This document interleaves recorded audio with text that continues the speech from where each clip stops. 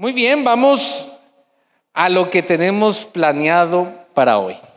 Hay una pregunta que de seguro usted se ha hecho y surge de un inconveniente, de un problema que toda familia alguna vez deberá enfrentar, y es que mi familia no cambia. ¿Usted alguna vez ha dicho eso? Mi hijo no cambia, mi esposa no cambia, mi esposo no cambia. Y la pregunta es, ¿qué hago para que pueda cambiar? ¿Cierto? ¿Sí le ha pasado o solamente me ha pasado a mí? O yo soy el único que le oro, Señor, cambia a mi esposita, Dios. No creo que soy el único, ¿no? Creo que más de una aquí, alguna mamá, ay, Señor, cambia a mi hijo que está terco. Cambia a mi esposo, Señor, mire ese desorden, 25 años y la toalla todavía la deja en la cama mojada. Cambia, Señor, a esta mujer que es solamente cantaleta, cantaleta y cantaleta. ¿O no? Mentirosos.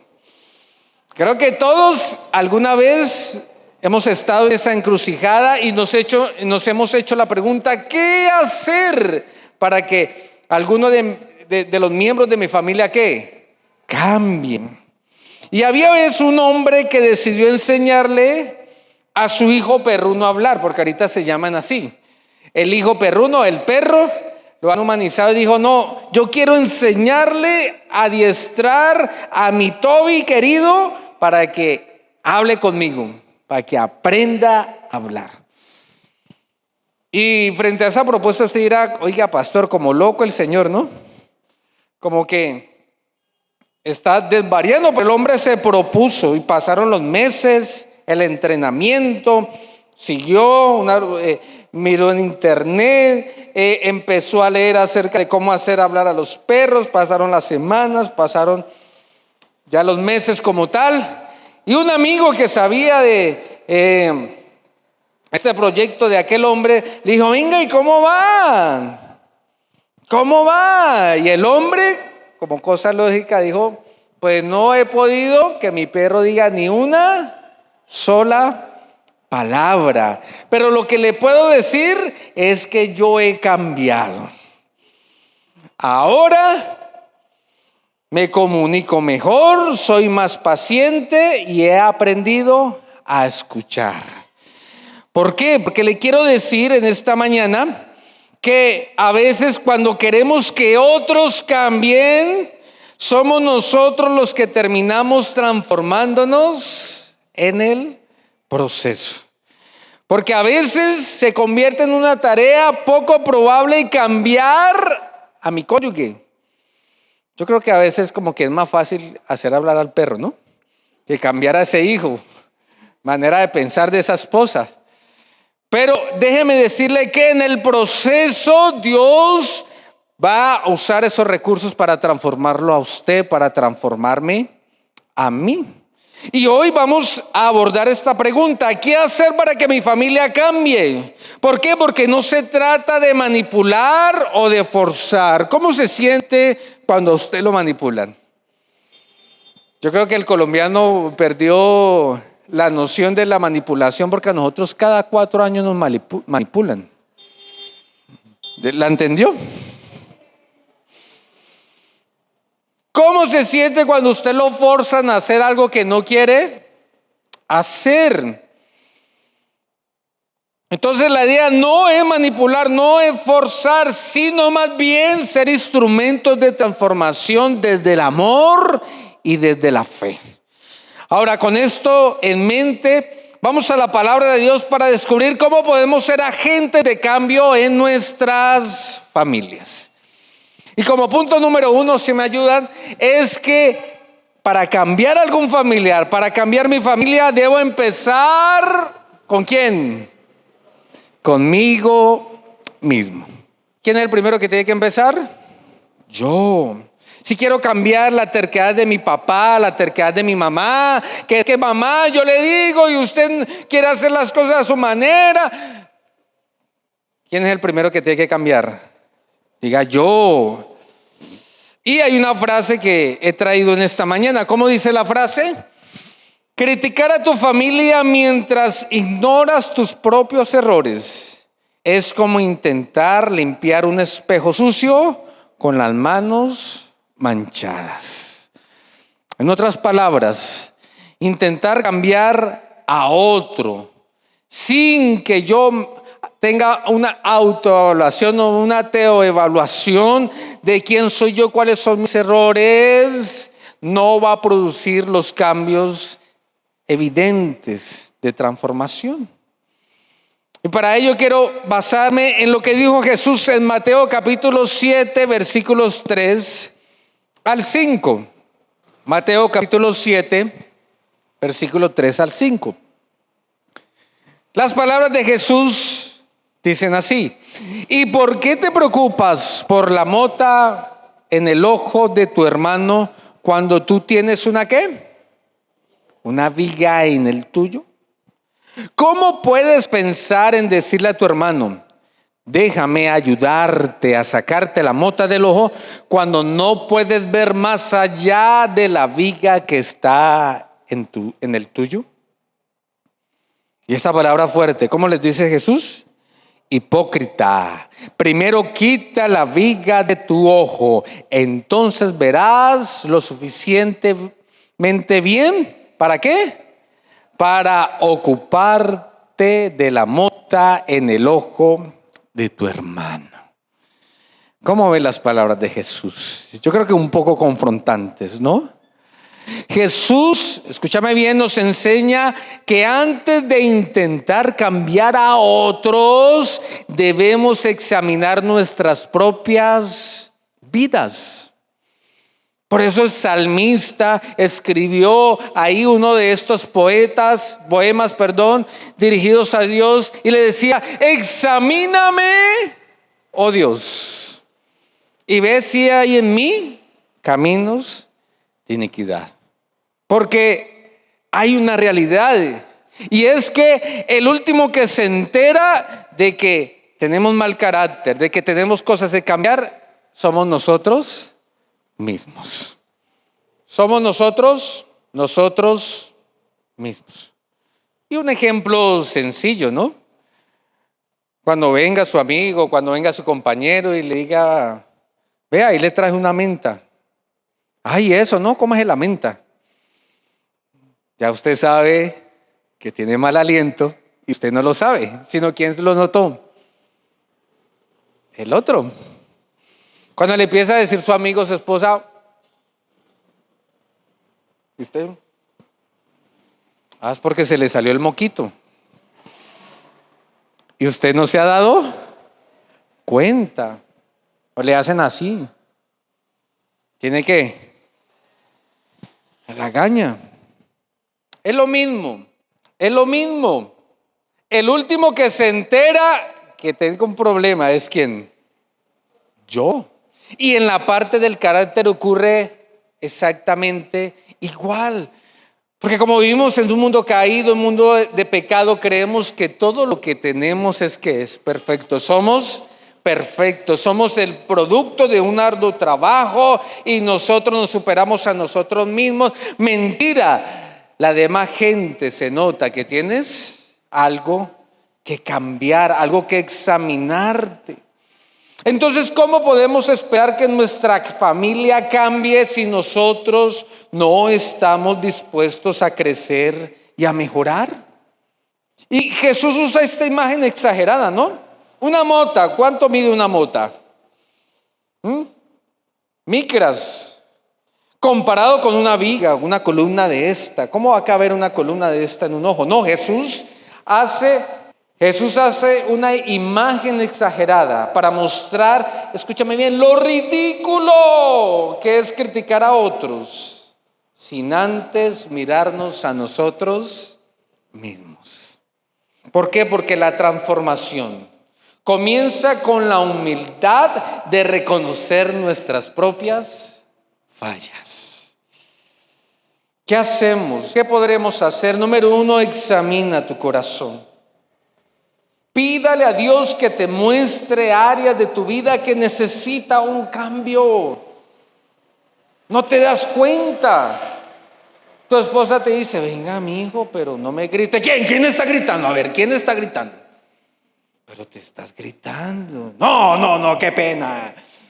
Nací así, morí así. Usted está sorda, mija. Necesitamos decirle a Dios que examine nuestro corazón.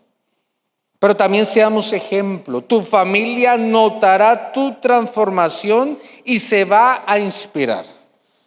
Dígale al que tiene al lado, si no hay inspiración, no hay transformación. Si no hay inspiración, no hay ¿qué? Transformación. Usted le está exigiendo a su hijo que sea un buen estudiante, pero su hijo nunca lo ha visto coger un libro. Usted le está exigiendo a su hijo que sea educado, que salude, pero usted nunca saluda. En cambio, cuando yo decido cambiar, estoy inspirando a mi esposa, a mi papá, a mi mamá, a todos los que me rodean de mi familia, a su transformación. Y deja de juzgar. A ver, ¿cuánto nos gusta criticar? Uy, poquitos. Qué bendición, el Espíritu Santo ha hecho la obra. Criticamos, pero ojalá usted en vez de criticar, más bien ore por sus seres queridos y demuestre amor. Por eso he traído la siguiente frase, por favor. El cambio comienza en el espejo, no en el otro lado de la mesa. El cambio en tu familia va a empezar cuando tú te mires más en el espejo. Y dejes de mirar tanto quién está al otro lado de la mesa del comedor, señalando ¿qué? Sus errores, sus carencias. Recuerda que por cada vez que señalas a alguien, este dedo apunta a la otra persona, pero hay 3 o 4 apuntándote a ti. Pastor, ¿cómo hago para ver cambios en mi familia? Número 2, ama incondicionalmente. Ama incondicionalmente. Si usted puede ver ahí la pantalla, la siguiente frase dice, amar solo cuando es fácil no es amor. ¿Es qué? Comodidad. El verdadero amor se demuestra en los momentos difíciles. Ahí está. Estos días hablaba con una hija de pastor, nos conocemos desde niño, y nos pusimos a recordar cuando de niños salíamos a molestar, íbamos a los campamentos de hijos de ministros. Me acuerdo una vez, ella me contaba, es que mi papá es fuerte, entonces ponemos a hablar de mi papá, que también es fuerte. Y entonces una vez iba entrando el novio de ella y ella lo llevó a la casa y el papá no se dio cuenta que ella iba con el novio. Entonces ella entró y el papá la vio y dijo, esta mucha sinvergüenza llegando tarde, venga para acá que la voy a encender a correr, así como hacen los papás. Y sí, el hombre fue y cogió la correa al pastor porque ella había llegado tarde, la había desobedecido. Y mi amiga, papá, espere, no, ¿qué cuento? Espere, venga para acá, ya le voy a dar. No, espere. Es que hay alguien aquí, vino conmigo, qué vergüenza, papá. Y ella miró hacia atrás y el muchacho se había ido. ¿Por qué? Porque dijo, no, si le va a pegar a ella, hasta me pega a mí, yo mejor que me voy. ¿Eso es amor? No, el amor es un verdadero amor en los momentos que se demuestran los momentos que difíciles. Y la Biblia, Dios a través de su palabra nos muestra cómo debe ser el amor que usted debe proporcionar a sus hijos, a sus hijas o a aquellos familiares que usted quiere que cambien. Primera a los Corintios, primera carta escrita del apóstol Pablo a los Corintios, capítulo 13, versículo 4 al 7. Dice, ¿el amor es qué? A ver, dígalo fuerte, ¿el amor es qué? Es paciente. En otra versión dice, el amor es sufrido. ¿A cuántos nos falta paciencia a veces? El amor es bondadoso. Mire, Dios nos invita a amar de manera paciente, de manera bondadosa. El problema es que usted y yo, en vez de amar a la otra persona como es, la queremos que amoldar a nuestra propia imagen y semejanza. Y creemos tener el poder de telepatía, ¿no? ¿Se ha visto las películas de superhéroes? Que se comunican con los pensamientos. Y usted le dice a su esposa, ¿por qué no hizo esto? Y ella, pero es que usted no me dijo nada. No, pero eso es lógico. Usted sabía, pero es que usted me dijo. ¿Se parece a la realidad de algunos? Queremos que piensen como nosotros. No, mi amor, es que estaba en el trabajo y un compañero, un cliente me robó. ¿Y usted qué hizo? No, pues yo quedé. Pero ¿cómo no reaccionó? No le he enseñado a reaccionar. Y empieza la cantaleta porque queremos que la otra persona que piense y actúe como nosotros actuamos. Pero cuando la Biblia dice el amor es paciente, se basa en la bondad. El amor no es celoso, ni fanfarrón, ni orgulloso, ni ofensivo. Queremos cambiar a la otra persona y utilizamos estrategias como el sarcasmo o la ofensa que queda en el aire. ¿O no? Llega una hermana, me dice, ay, pastor, sus hijos, sí, Daniel y Samuel. Ay, pero el mayor, pastor, el mayor es un ángel. Y yo por dentro, y entonces el segundo, ¿qué será?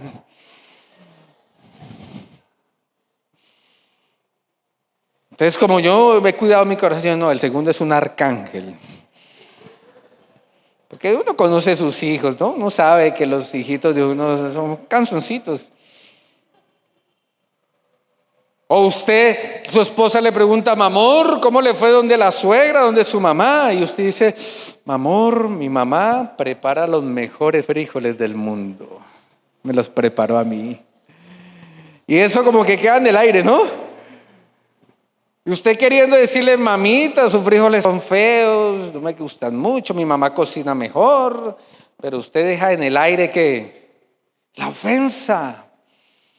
No haga eso. Más bien, no ofenda. No lleve un registro de las ofensas recibidas.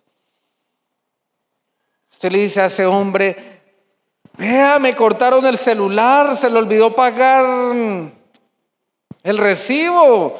Vea, no tengo cómo comunicarme. Y su esposa, ay, sí, mi amor, qué pena. No, pero es que usted, sí, yo sabía, hace 25 años cuando éramos novios, usted se le olvidó pagar el taxi, a mí me tocó pagarlo. No, vea, yo sabía que desde allá. Y ese hombre, ¿qué? ¿Usted todavía se acuerda de eso? Esa no es la manera de ¿qué? De amar.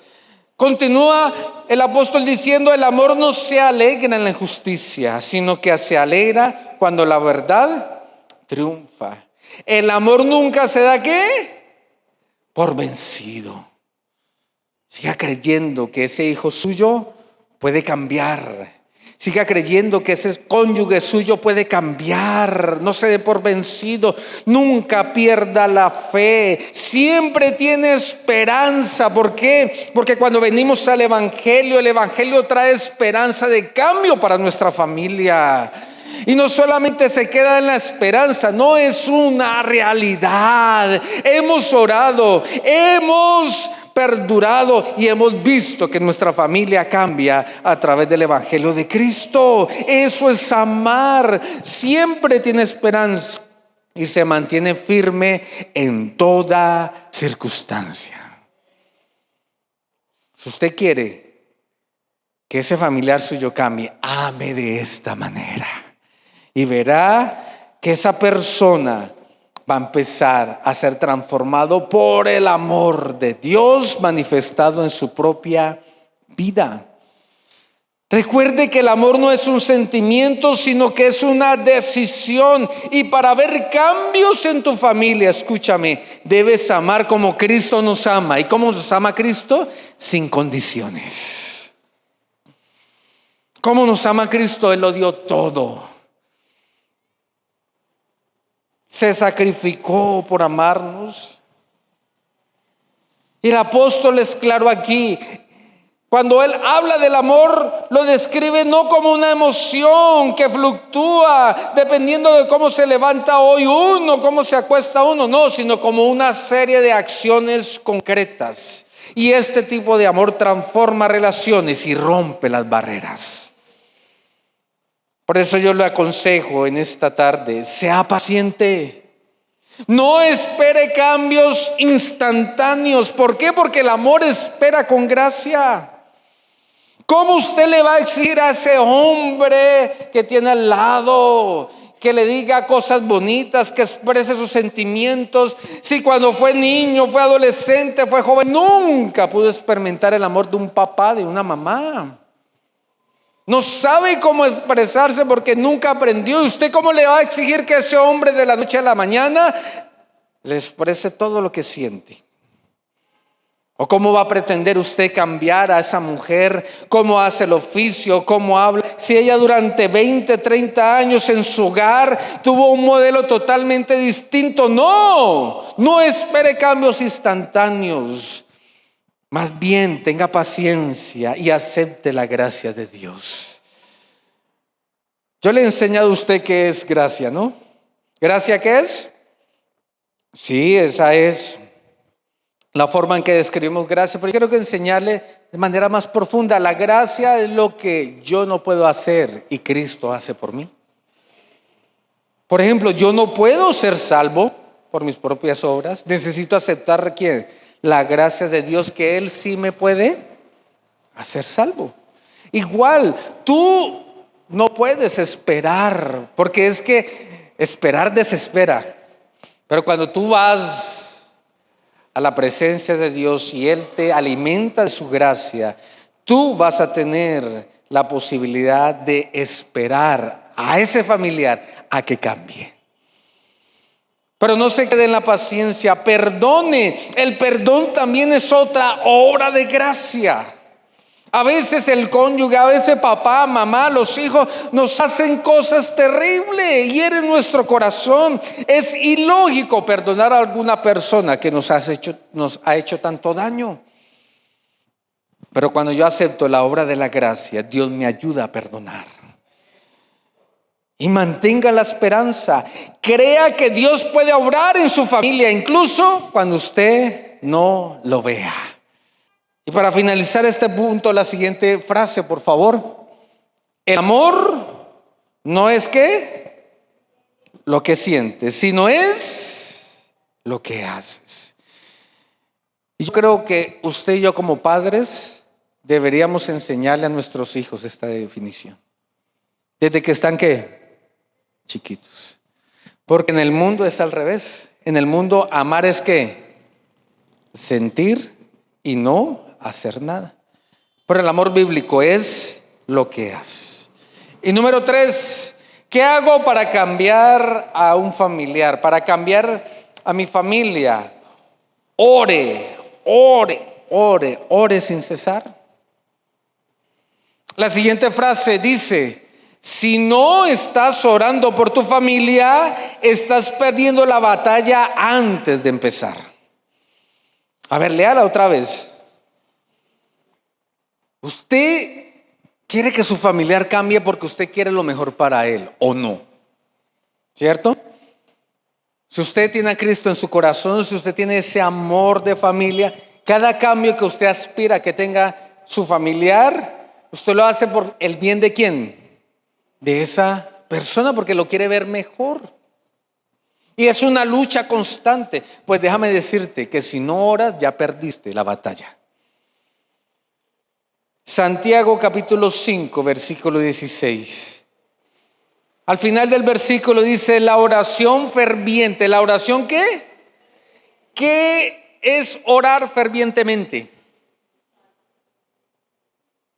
Esa oración de ducha, que mientras, ay Señor, bendice a mis hijos, Señor, ay, que les vaya bien al colegio ya. O esa oración de almuerzo, Padre, bendice tus alimentos en el nombre del Señor, amén. No, la oración ferviente es una oración consciente, dirigida, una oración con objetivos claros. Y esa oración ferviente, dinámica, de una persona que justa, o sea, una persona que ha sido justificada por la obra de Jesucristo, tiene mucho poder y da resultados maravillosos. No lo digo yo, lo dice la Biblia. Ore, no deje de orar. He escuchado testimonios de mamás y papás que oran y esas relaciones se han terminado. No pregunte al pastor Isidro. La oración tiene poder. Amén. Pero la oración ¿qué? Ferviente. La oración es nuestra arma más poderosa. Si quieres ver cambios en tu vida, lleva sus necesidades delante de Dios.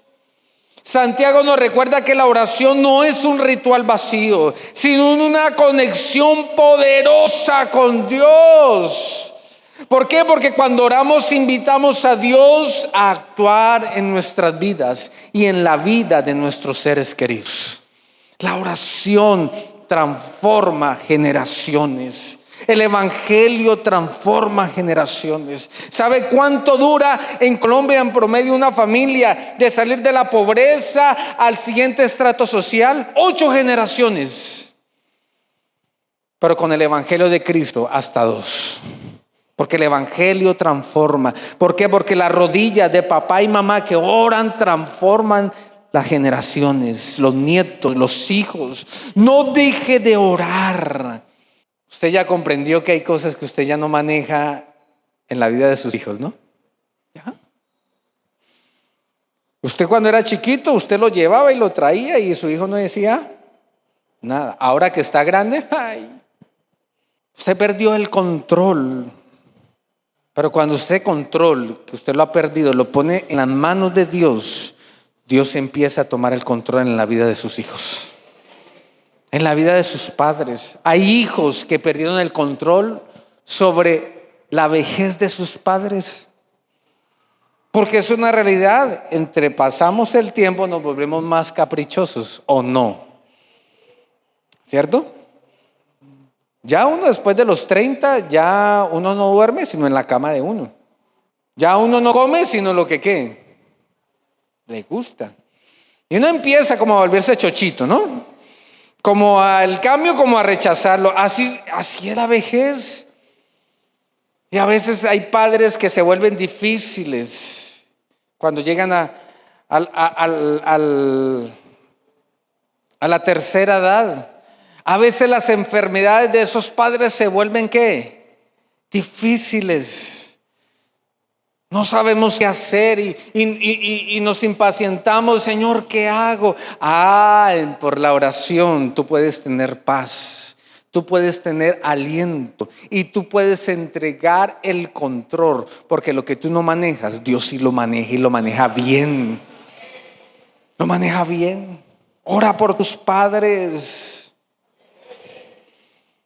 Cuando oramos suceden cosas extraordinarias. 3 consejos en la oración. Ore específicamente, tenga una agenda de oración.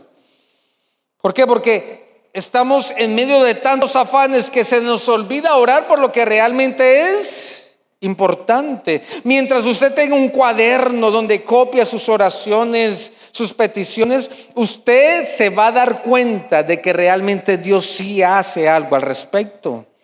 Ore con fe, no puesta en la misma oración, sino más bien con la fe puesta ¿en quién? En Jesús, que tiene todo el poder para hacer cosas imposibles.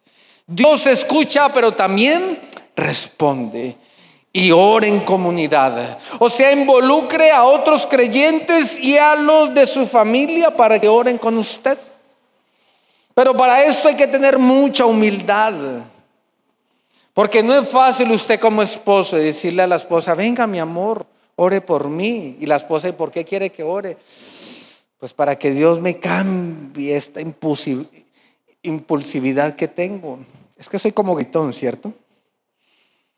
Y la esposa, con ganas de hablar allá y desquitarse, le dice: claro, mi hijo, voy a orar por usted para que Dios le cambie ese carácter tan impulsivo que tiene. ¿Se necesita humildad para aceptar que necesito la oración de ese ser querido? En lo que yo fallo, decirle usted a su mamá: venga mamá, ore por mí. ¿Por qué quiere que ore, mija? No, para que yo deje de ser tan cantaletosa, mamá. ¿Se necesita humildad para aceptar eso? Por eso ore en comunidad. Y la frase final de este punto es la siguiente: la oración no es qué, sino que es el primer paso.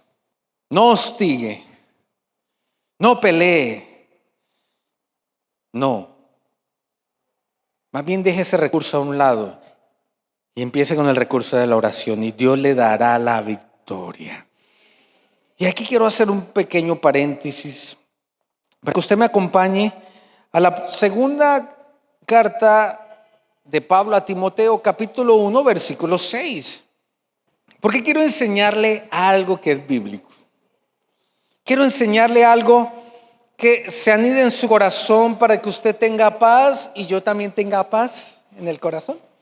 Mire cómo dice la porción bíblica. Dice: por esta razón te recuerdo que avives el fuego del don espiritual que Dios te dio. ¿Cuándo qué? Te impuse mis manos.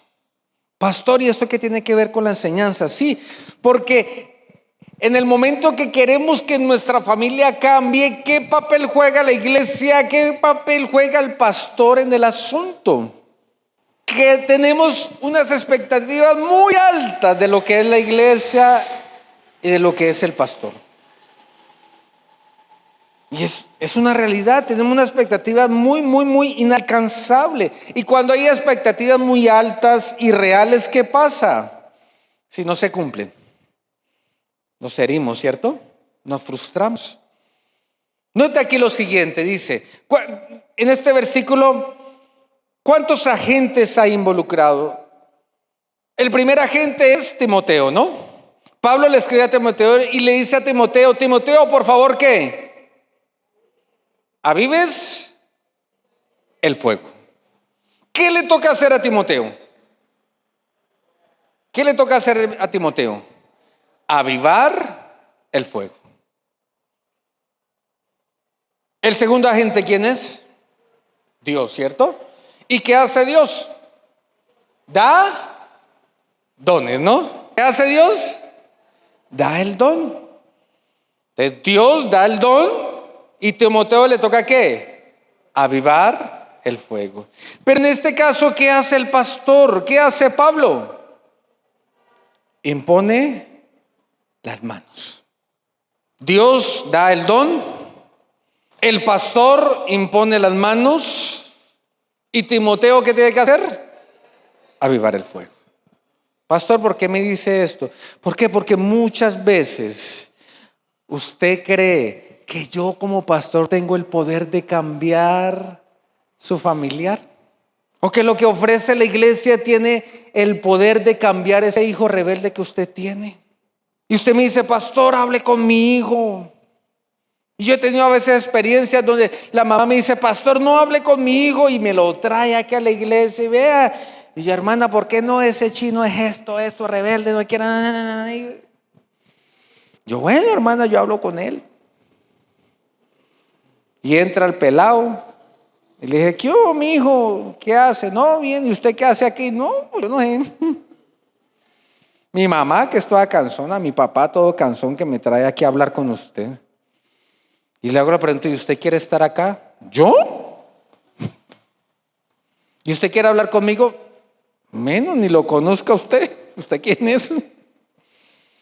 Mientras tanto afuera la mamá está diciendo, ese pastor debe estar ahí echándole agua bendita, sacando todos los chukis, todos los demonios, ese demonio de rebeldía, ese demonio de pereza. Eso, el pastor allá está haciendo un trabajo excelente. Y yo hablando con él de fútbol, de videojuegos, porque yo no puedo obligar a alguien a cambiar si esa persona primero que no quiere cambiar. Yo he visto hermanas que se frustran y que se van de la iglesia y empiezan, no, la pastora Michelle, el pastor Rubén no me ayudó con mi hijo, con mi hija. ¿Cómo así que no le ayudamos? Tenemos programas para que vengan los muchachos, tenemos las predicaciones, la consejería, pero ¿qué puedo hacer yo si lo único que yo hago es que imponer las manos? Dios, ¿qué hace? Da dones. Y el mayor don que Dios da para que su hijo cambie, su esposo, su esposa cambie, ¿qué es? El don del Espíritu Santo. El fruto del Espíritu Santo, que es amor, paz, gozo, paciencia, benignidad, dominio propio. Todo eso Dios le da a esa persona todas las herramientas necesarias para que pueda cambiar. Lo primero y lo más precioso del Espíritu Santo. La iglesia, el pastor predica la palabra de Dios, sirve, ora. Pero si esta persona no aviva el fuego, ¿qué va a pasar con ese cambio? Nada. Tiene el mejor don, que es el Espíritu Santo. Tiene el mejor pastor que le impone las manos, le sirve. Pero si no quiere avivar el fuego, no se puede hacer nada. Y yo he visto más de uno diciendo, es que en la iglesia no me ayudaron. ¿Que no te ayudamos? Hablamos, te abrimos espacio, te ministramos. No me ayudaron. No. Es que si esta triada no se cumple, ¿no va a pasar qué? Nada. Así que no se frustre. No se frustre si usted no ve los resultados que espera. Más bien ponga la mirada en Jesús. Porque cuando usted pone la fe en Dios, en la obra de Cristo, en el Evangelio, lo que yo no puedo hacer como pastor, lo que la iglesia no puede hacer en su caso, Dios sí lo puede hacer. Y Él no decepciona. Él puede hacer lo imposible en el carácter de tu familia. Sigue perseverando en Cristo. Sigue orando. No te frustres. Espera en Él y Él hará. Hoy hemos visto que para ver cambios en nuestra familia, primero debemos cambiar a nosotros mismos. Amar incondicionalmente y orar sin cesar. Recuerde, no se trata de controlar a otros, sino más bien ser instrumentos de Dios en sus vidas. Por eso el llamado en esta mañana, primero a reconocer que el cambio comienza conmigo mismo y que Dios puede obrar en tu familia. Pero no te quedes ahí, decide amar y orar por tu familia incluso cuando sea difícil. Y actúa hoy. Examina tu corazón, muestra tu amor y ora fervientemente. Recuerda que Dios tiene el poder de transformar tu familia, pero Él quiere usarte como parte de ese proceso. Por eso te pregunto, ¿estás listo para dar el primer paso? ¿Qué va a hacer para cambiar a su hijo? Para cambiar a su cónyuge, para cambiar a su mamá. ¿Ya se dio cuenta que hay cosas que no cambian?